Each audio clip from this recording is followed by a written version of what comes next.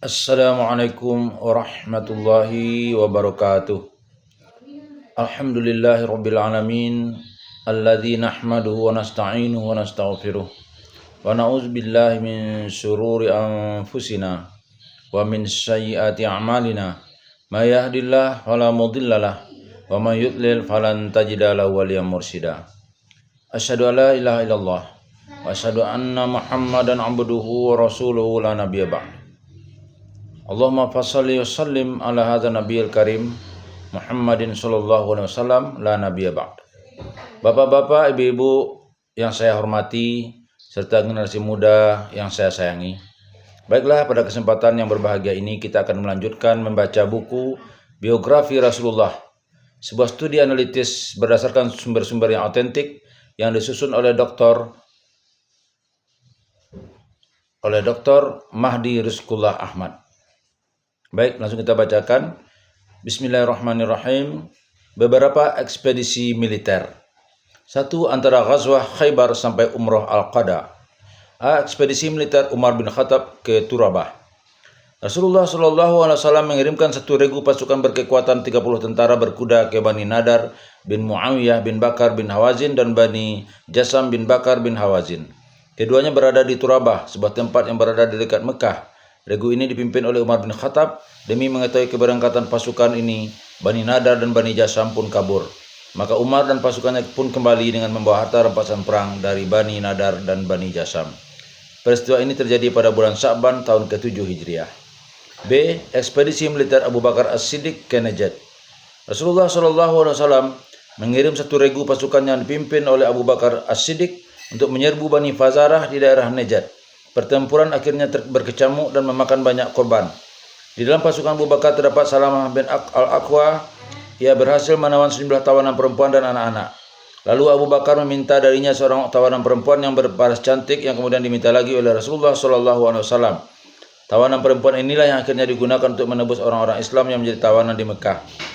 Pengiriman pasukan ini terjadi pada bulan Sya'ban tahun ke-7 Hijriah. C. Ekspedisi militer Bashir bin Sa'ad ke Fadak. Rasulullah SAW mengirim Bashir bin Sa'ad bersama 30 orang pasukan ke Bani Murrah di Fadak. Sesampainya di Fadak, Bashir menggiring ternak-ternak mereka, sedang mereka tengah berada di ladang-ladang mereka. Ketika mengetahui akan hal itu, mereka menyergap Bashir dan menyerang pasukan muslimin yang lain hingga lari kocar-kacir. Sementara itu, Bashir terus bertempur dengan gagah berani melawan para penduduk Fadak yang mengeroyoknya sampai ia tersungkur. Mereka mengira Bashir telah tewas, maka mereka pun pulang dengan membawa kembali binatang ternak mereka. Pada saat hari telah menjelang sore, Bashir berhasil menyelamatkan diri ke Fadak. Ia bersembunyi di rumah seorang Yahudi untuk beberapa hari, sampai luka-lukanya sembuh, lalu kembali ke Madinah. Berita kekalahan pasukan Bashir dan pasukan ini sampai ke Madinah melalui Ulbah bin Zaid al-Harisi. Peristiwa ini sendiri terjadi pada bulan Sya'ban tahun ke-7 Hijriah. D. Ekspedisi militer Ghalib bin Abdullah ke Maifa'ah. Yang paling kuat adalah bahwa ekspedisi militer inilah yang sebenarnya dimaksudkan oleh Bukhari, Muslim dan Ibnu Ishaq dalam riwayat mereka yang bersumber dari Usamah bin Zaid. Usamah menuturkan, Rasulullah SAW mengutus kami ke Huraqah, sebuah tempat di Juhainah. Kami sampai di tempat kaum itu pagi hari dan langsung menyerbu mereka. Aku dan seorang teman dari kalangan Ansar mengejar seorang musuh. Namun tatkala kami hendak menangkapnya, dia mengucapkan la ilaha illallah. Maka temanku yang dari Ansar membiarkannya, tapi aku tetap menusuknya dengan tombak hingga tewas. Ketika kami sudah kembali di Madinah, perbuatanku itu didengar oleh Rasulullah SAW. Maka beliau pun berkata, benarkah kamu membunuhnya setelah ia mengucapkan la ilaha illallah? Aku menjawab, wahai Rasulullah, dia mengucapkannya hanya untuk menyelamatkan diri saja. Lalu dengan nada agak tinggi, Rasulullah SAW bertanya lagi, tapi bukankah kamu membunuhnya setelah ia mengucapkan la ilaha illallah? Beliau terus mengulang-ulang pertanyaan itu sampai aku mengandaikan bila diri waktu itu belum masuk Islam. Menurut riwayat Ibnu Ishaq, orang yang terbunuh itu adalah Mirdas bin Nahi dari Hurakah dari suku Juhainah, sekutu Bani Murrah. Sedangkan menurut riwayat Waqidi, orang tersebut adalah Nahi bin Mirdas dan pasukan yang diutus adalah pasukan Ghalib bin Abdullah. Pada riwayat Ibnu Abi Asim dikatakan bahwa namanya adalah Mirdas al-Fadaki. Menurut riwayat ini, Mirdas mati terbunuh di medan pertempuran. Adapun pendapat yang paling kuat adalah bahwa orang itu bernama Mirdas bin Nahi, sama seperti yang disebutkan dalam riwayat Ibnu Ishaq. Adapun yang membunuhnya bernama Usamah bin Zaid. Waqidi dan Ibnu Sa'ad juga menyebutkan bahwa ekspedisi militer Ghalib bin Abdullah yang di dalamnya terdapat kisah Usamah dengan orang yang mengucapkan la ilaha illallah dan kemudian Usamah tetap membunuhnya. Ini adalah ekspedisi militer yang diutus ke Maifa'ah. Tim ini berjumlah 130 orang pasukan berkuda. Rasulullah SAW mengutus mereka ke Bani Abed bin Sa'labah dan Bani Uwal. Tim ini juga disertai oleh Yasar, budak Rasulullah SAW. Orang inilah yang menunjukkan jalan mereka ke tempat musuh hingga berhasil merampas binatang-binatang ternak dan gembalaan mereka. Bahkan waktu itu pasukan muslim juga membunuh pihak musuh yang mencoba melawan mereka. Peristiwa ini terjadi pada bulan Ramadan tahun ke-7 Hijriah. Ibnu Sa'ad menyebutkan, ketika mendengar berita pembunuhan terhadap orang yang telah mengucapkan 2 kalimat syahadat tadi, Rasulullah SAW bersabda, "Mengapa tidak kau belah saja dadanya, sehingga kamu tahu apakah dia berkata benar atau dusta?" Maka Usamah berkata, "Aku tidak akan pernah lagi membunuh seseorang yang bersaksi bahwa tiada Tuhan selain Allah." Celaan atau cacian Nabi SAW terhadap Usamah ini pada hakikatnya adalah sebuah nasihat atau pesan agar kaum muslimin tidak sekali-kali membunuh seseorang yang telah mengucapkan kalimat tauhid. Sesungguhnya manusia hanya dibebani dengan amal zahir dan apa yang diucapkan lisan. Adapun untuk urusan hati, niscaya manusia tidak memiliki cara untuk mengetahui apa yang ada di dalamnya. Kisah ini dapat dijadikan sebagai bukti bahwa hukum itu ditentukan oleh sebab-sebab yang tampak, bukan dari hal-hal atau unsur-unsur yang tidak tampak.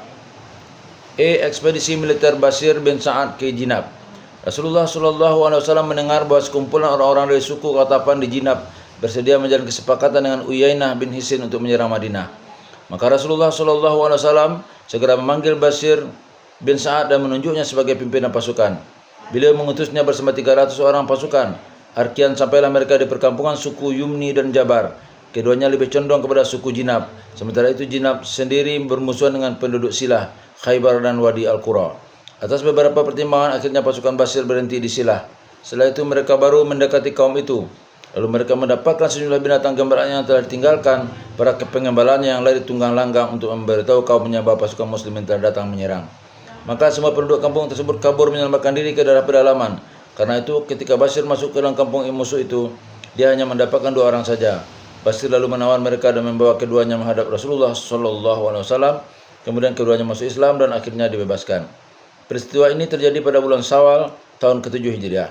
Sedangkan dalam riwayat yang lain disebutkan bahwa ketika pasukan Bashir bin Sa'ad sampai di dekat Khaybar, mereka menyerang orang-orang musyrik dan berhasil membunuh 2 mata-mata Uyainah. Setelah itu barulah pasukan Bashir bertemu dengan kelompok Uyainah dan terjadilah pertempuran. Kelompok Uyainah terdesak dan kabur. Dari mereka berhasil ditawan 2 orang laki-laki. Akibat serangan dari ekspedisi militer Bashir ini, Uyainah terus berpikir tentang kekuatan Islam untuk kemudian melakukan pembicaraan dengan sekutunya Haris bin Auf al-Murri dan Farwah bin Hubairah al-Kushairi. Hasil pembicaraan tersebut berisikan bahwa mereka akan menghadap Rasulullah SAW satu persatu untuk masuk Islam. Akhirnya mereka menjadi mu'allaf, orang yang baru masuk Islam, sebagaimana yang disebutkan dalam banyak riwayat. Dalam sebuah riwayat yang berada pada tingkatan sabit dinyatakan bahwa Uyainah telah ikut dalam perang Hunain bersama Rasulullah SAW. Pernyataan dalam riwayat tersebut sama seperti apa yang dinyatakan dalam riwayat Ibnu Ishaq. Umrah Qada. Rasulullah SAW bersama kaum muslimin pergi ke Mekah pada bulan Zulqa'dah tahun ke-7 Hijriah untuk menjalankan umrah yang tertunda pada tahun sebelumnya. Mereka berangkat dengan mematuhi syarat-syarat yang telah disepakati pada perjanjian damai Hudaybiyah. Al-Baihaqi dan Ibnu Sa'ad meriwayatkan, kaum muslimin saat itu berangkat ke Mekah dengan tetap membawa persenjataan mereka. Namun sebelum masuk ke Mekah, mereka meninggalkannya dahulu di Yaqjid, sebuah tempat yang berada di luar tanah haram. Mereka masuk ke tanah haram hanya dengan membawa senjata yang biasa dibawa pada saat bepergian, yaitu pedang. Ini adalah demi memenuhi salah satu syarat perjanjian Hudaybiyah. Jumlah kaum muslimin yang ikut serta menjalankan umrah qada pada saat itu adalah 2.000 orang. Selain kaum perempuan dan anak-anak, dan sebagian dari mereka adalah orang-orang yang menghadiri perjanjian Hudaybiyah. Tatkala Rasulullah SAW memasuki Mekah, Abdullah bin Rawaha melantunkan beberapa kasidah di hadapan beliau. Biarkan orang-orang kafir melarikan diri. Hari ini kita akan menyerang mereka hingga binasa. Serangannya akan menghilangkan kepala dari lehernya dan memisahkan kekasih dari kekasihnya. Ketika kaum muslimin datang, di tengah-tengah penduduk Mekah tersebar kabar bahwa kondisi fisik kaum muslimin banyak yang lemah dan tidak sehat akibat penyakit demam Yastrib. penyakit demam yang biasa menyerang Madinah. Maka Rasulullah SAW memerintahkan sahabat-sahabatnya untuk melakukan rimalah, berlari kecil pada 3 putaran pertama dalam tawaf dan berlari ketika sa'i antara Safa dan Marwah. Hal itu adalah demi menunjukkan kekuatan dan kesehatan mereka kepada orang-orang musyrik. Dan benar, ketika orang-orang Quraisy yang berdiri di atas gunung Qaiqaan melihat apa yang dilakukan kaum muslimin dari kejauhan, mereka pun sangat terkejut dan heran melihat kekuatan fisik kaum muslimin. Sebagian mereka berkata kepada sebagian yang lain, "Lihat mereka, orang-orang yang kalian sangka telah lemah akibat demam Madinah, ternyata lebih kuat dari ini dan ini." Kemudian telah selesai menjalankan semua syarat dan rukun umrah.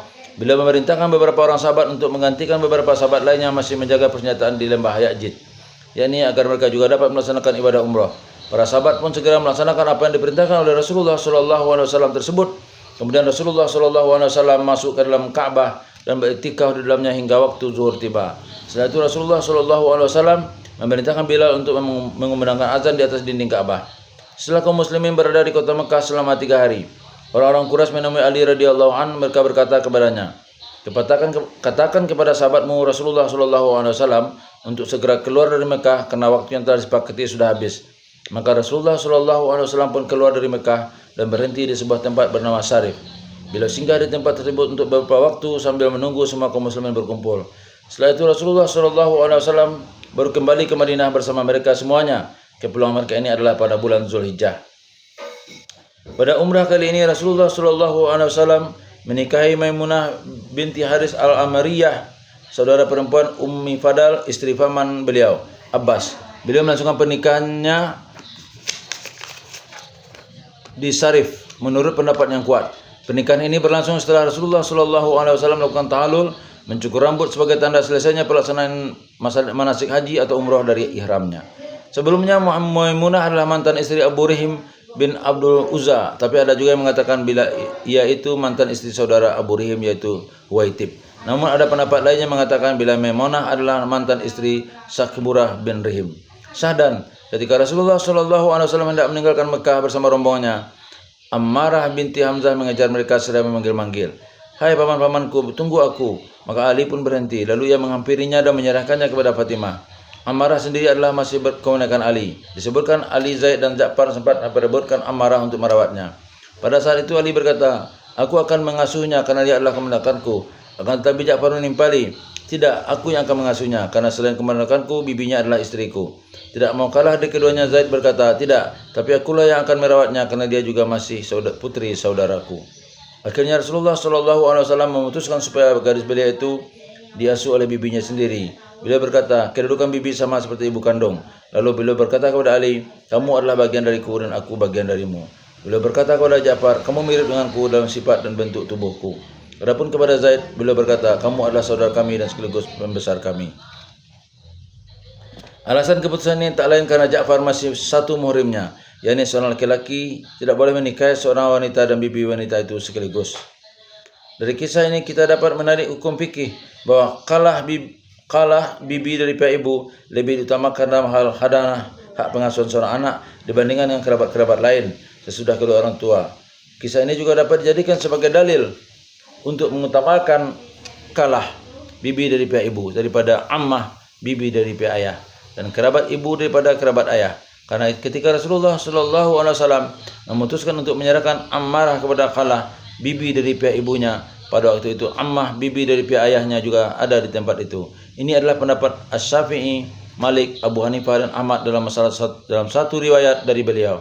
Sedangkan dalam riwayat kedua beliau menyatakan bahwa Ammah, bibi dari pihak ayah, lebih diutamakan daripada Khalah, bibi dari pihak ibu. Pendapat ini juga menjadi pendapat Ibnu Qayyim.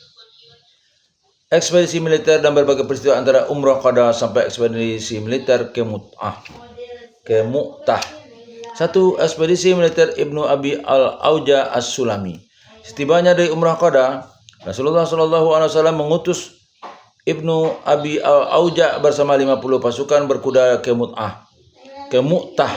Namun di antara pasukan yang dikirim tersebut ternyata terdapat seorang mata-mata dari Bani Salim al-Kisah. Begitu pasukan ini keluar dari Madinah, mata-mata ini memisahkan diri dan pergi ke kaumnya untuk memberitahukan kepergian pasukan muslimin ini. Singkat cerita, Bani Salim pun bersiap siaga mengumpulkan orang-orangnya untuk menghadapi pasukan kaum muslimin. Dan seperti biasa, sebelum menyerang, pasukan muslimin menyuruh mereka untuk masuk Islam. namun mereka menolaknya dan menantang pasukan muslim, sehingga pertempuran di antara kedua belah pihak pun tidak dapat terelakkan. Dalam pertempuran ini, orang-orang Bani Salim berhasil membunuh sejumlah besar pasukan muslim dan membuat Ibnu Abu Al-Auja terluka. Mereka membiarkan Ibnu Abu Al-Auja tergeletak di antara orang-orang yang terbunuh. Sementara itu, Ibnu Abu Al-Auja terus berusaha menahan lukanya dan menyelamatkan diri. Ia sampai di Madinah lagi pada awal bulan Safar tahun ke-8 Hijriah. Masuk Islamnya Amr bin As dan Khalid bin Walid. Ahmad dan Ibnu Ishaq meriwayatkan, ketika melihat orang-orang yang mengikuti Rasulullah SAW semakin banyak, Amr bin As mengumpulkan beberapa tokoh Quraisy yang sepaham dengannya dan mau mendengarkan omongannya. Lalu ia mengajak mereka berdiskusi tentang masalah Muhammad SAW. Arkian ia mengusulkan untuk bersama-sama pergi ke Najasyi dan tinggal di sana. Jadi kalau Muhammad menang atas kaum kita, kita sudah mendapatkan tempat yang aman di sisi Raja Najasyi. Dan ini jauh lebih baik bagi kita daripada dipimpin oleh Muhammad SAW. Namun kalau kita nanti yang menang, itu pun tidak ada ruginya, sebab kita telah menjalin hubungan baik dengan warga Najasyi. Kendati pun sudah tidak ada manfaat lagi yang bisa kita peroleh dari mereka. Tutur Amr menjelaskan maksudnya. Mereka sepakat dengan usulan itu. Lalu mereka beramai-ramai mengumpulkan kulit binatang yang banyak untuk dipersembahkan sebagai hadiah kepada Raja Najasyi di Habasyah. Pasalnya hadiah yang paling disukai Raja Najasyi dari negeri-negeri di tanah Hijaz adalah barang-barang semacam itu. Arkian mereka datang ke Najasyi bertepatan dengan datangnya utusan Rasulullah SAW, yaitu Amr bin Umayyah Ad-Damiri. Setelah Amr bin Umayyah Ad-Damiri selesai bertamu dengan Najasyi, tibalah giliran Amr bin As. Pada saat itu Amr bin As masuk menghadap Najasyi dan memintanya untuk menyerahkan utusan Rasulullah SAW kepadanya, sebab dia adalah musuhku. Katanya memberi alasan kepada Raja Najasyi. Namun betapa kagetnya Amr ketika melihat bahwa Raja Najasyi sangat marah ketika mendengar permintaannya itu. Apalagi setelah itu ia memukul hidungnya. Amr mendadak merasa takut dan kemudian meminta maaf. Akhirnya Allah menurunkan hidayah kepada Najasyi hingga mendorongnya untuk masuk Islam, yakni ketika ia melihat antusiasme manusia, termasuk orang-orang non-Arab, untuk beriman kepada Muhammad dan membela beliau. Demikianlah, maka Najasyi pun menawarkan kepada Amr bin As untuk membiatnya untuk masuk Islam. Sontak Amr pun tidak ragu-ragu melakukannya. Kemudian Amr bin As keluar dari istana Najasyi, lalu ia pun kembali lagi ke Mekah dengan tetap menyembunyikan keislamannya itu dari teman-temannya. Beberapa hari sebelum peristiwa penaklukan kota Mekah, Amr bin As pergi menemui Rasulullah SAW di Madinah untuk menyatakan keislamannya. Di tengah jalan dia bertemu Khalid bin Walid yang ternyata bermaksud sama. Akhirnya keduanya pergi secara bersama-sama untuk menemui Rasulullah SAW. Lalu keduanya menyatakan baiat masuk Islam. Adapun yang menguatkan bahwa Islamnya Amr dan Khalid adalah seperti yang disebutkan oleh Ibnu Ishaq dan Waqidi tadi adalah nama Khalid muncul dalam rombongan pasukan yang dikirim ke Mu'tah pada bulan Jumadil Ula tahun ke-8 Hijriah. Sedangkan nama Amr bin As muncul dalam rombongan pasukan yang dikirim pada perang Zatus Salasil bulan Jumadil Akhir tahun ke-8 Hijriah. Adapun tentang kisah masuknya Islam Khalid bin Walid telah diriwayatkan oleh Waqidi sebagaimana berikut. Ketika Allah menghendaki Khalid untuk menerima kebaikan, maka dia pun meniupkan keimanan di dalam hatinya. Sah dan tiba-tiba ia teringat dengan semua tindakan penentangan terhadap Rasulullah SAW yang pernah diikutinya. Lalu setelah memikirkan dan merenungkannya kembali, ia berkesimpulan bahwa dirinya telah melakukan tindakan yang sebenarnya tidak layak ia lakukan dan Muhammad pasti akan jaya. Pengalamannya di perang Hudaybiyah telah membuktikan pada dirinya bahwa Muhammad SAW selalu terlindungi. Terbukti ketika ia dan pasukan berkudanya hendak menghadang dan menyergap beliau di Asfan, Allah menyingkapkan niat mereka itu kepada Rasulullah SAW. Lalu beliau pun menghentikan langkahnya dan melakukan salat khauf, salat yang dilakukan dalam situasi kritis bersama sahabat-sahabat beliau. Akibatnya Khalid pun dan pasukannya tak bisa berbuat apa-apa. Tatkala perjanjian Hudaybiyah telah disepakati, ia melihat bahwa ia dan kaumnya sudah tidak memiliki cara lagi untuk menghentikan dakwah Muhammad. Lantas ia berpikir untuk pergi ke Habasyah dan meminta perlindungan Heraklius. Namun belum reda kekacauan pikirannya, ternyata Rasulullah SAW sudah muncul kembali di Mekah untuk melaksanakan umrah qada. Maka sesuai perjanjian saat itu kami pun harus menyingkir keluar Mekah agar mereka bebas menjalankan ibadah umrah. Sementara itu saudaranya bernama Walid dan masuk Islam ternyata ikut dalam rombongan umrah qada ini. Walid mencari-carinya tapi tak ketemu juga. Akhirnya dia menitipkan surat untuknya kepada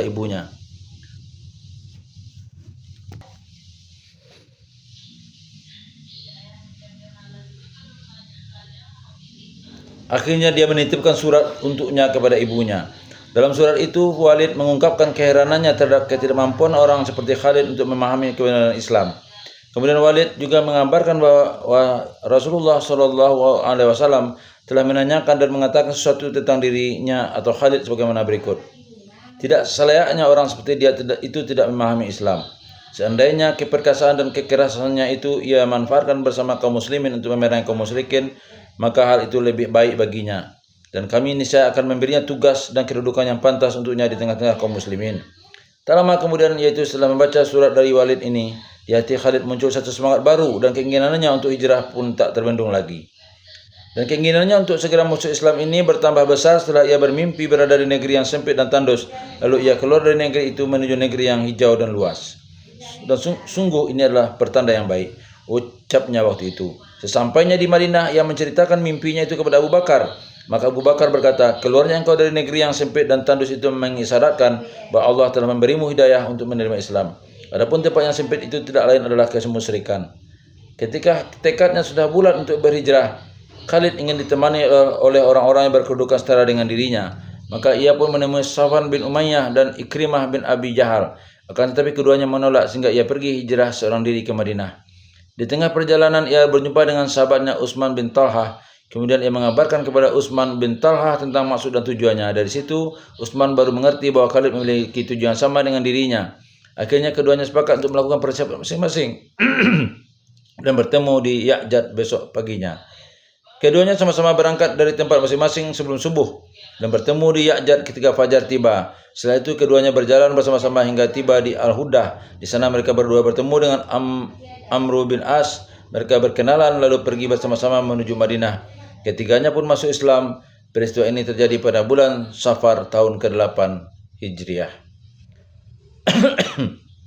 Ekspedisi militer Ghalib bin Abdillah ke Al-Qadid. Rasulullah Shallallahu Alaihi Wasallam menginstruksikan kepada Ghalib bin Abdillah untuk melakukan penyerbuan ke Bani Al-Mulawih yang berada di daerah Al-Qadid.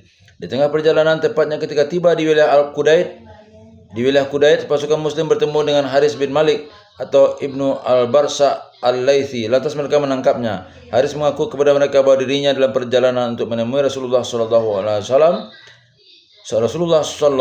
Wasallam dan masuk Islam. Akan tetapi mereka tidak mempercayainya, lalu mereka mengikatnya dan mengatakan kepadanya bila tali yang akan mengikatnya satu malam itu tidak akan mencederainya. Kemudian mereka meninggalkannya bersama seseorang berkulit hitam yang ikut bersamanya. Kalau ia melawan, bunuh saja, pesan mereka kepada orang yang berkulit hitam itu. Lalu mereka melanjutkan perjalanan dan tiba di Al-Qadid pada saat matahari sudah terbenam. Mereka pun bersembunyi dan mengirim Jundub bin Makis Al-Juhani untuk mengintai kegiatan musuh. Al-Kisah saat Jundub berada di atas sebuah bukit untuk mengawasi situasi nun jauh di bawah sana, ada seseorang dari pihak musuh memergoki dirinya. Orang itu lalu menembaknya dengan panah. Namun Jundub diam tak bergerak agar keberadaan rekan-rekannya tak terungkap. Beberapa saat kemudian ia baru mencabut anak panah itu dari tubuhnya dan membuangnya. Saat menjelang subuh, serangan terhadap pihak musuh pun dilakukan. Ekspedisi militer kali ini memperoleh kemenangan. Mereka pulang dengan membawa harta rampasan berupa hewan-hewan ternak. Ketika pulang, mereka tak lupa menghampiri Ibnu Al-Barsa dan orang berkulit hitam yang menemaninya lalu membawa keduanya ke Madinah. Dalam pada itu, sisa-sisa musuh yang selamat berupaya mencari bala bantuan. Lalu mereka mengejar pasukan muslimin dengan sejumlah bala pasukan yang tak mungkin ditandingi kaum muslimin. Mereka terus bergerak mengejar pasukan muslimin. Mereka semakin mendekat, lalu ketika jarak mereka dengan pasukan muslimin hanya dibatasi oleh lembah Qudait, tiba-tiba Allah menurunkan banjir besar di lembah itu. Sedang saat itu tak ada mendung dan hujan. Akibatnya, pasukan musuh tidak bisa menyeberangi lembah tersebut dan pasukan muslimin pun selamat dari serangan mereka. Penyerangan ini terjadi pada bulan Safar tahun ke-8 Hijriah. Anggota ekspedisi militer ini hanya terdiri dari kurang lebih 90 orang. Hikmah dan pelajaran. 1. Banjir besar yang diturunkan Allah di tengah-tengah lembah yang kemudian menghalangi serangan musuh terhadap pasukan muslimin merupakan karomah bagi kaum muslimin. 2. Tindakan Jundub untuk tak bergerak ketika terkena panah musuh dan demi menyembunyikan gerakan kaum muslimin itu merupakan bukti ketegaran dan ketabahan kaum muslimin generasi pertama dalam menghadapi berbagai siksaan saat menjalankan dakwah. 3. Peristiwa diikatnya Ibnu Al-Barsa oleh pasukan muslimin merupakan petunjuk akan pentingnya bertindak hati-hati dalam menghadapi lawan. 4. Pengiriman pasukan pengintai untuk memata-matai keadaan musuh merupakan isyarat akan pentingnya kewaspadaan sebagai faktor untuk menjaga keselamatan jiwa. Penyergapan musuh ini dilakukan secara diam-diam tanpa pemberitahuan lebih dahulu. Pasalnya sebelum itu mereka pernah mendengar dakwah dan tetap enggan. Baik, untuk sementara itu yang kita bacakan. Semoga ada manfaatnya. Billahi taufik wal hidayah. Assalamualaikum warahmatullahi wabarakatuh.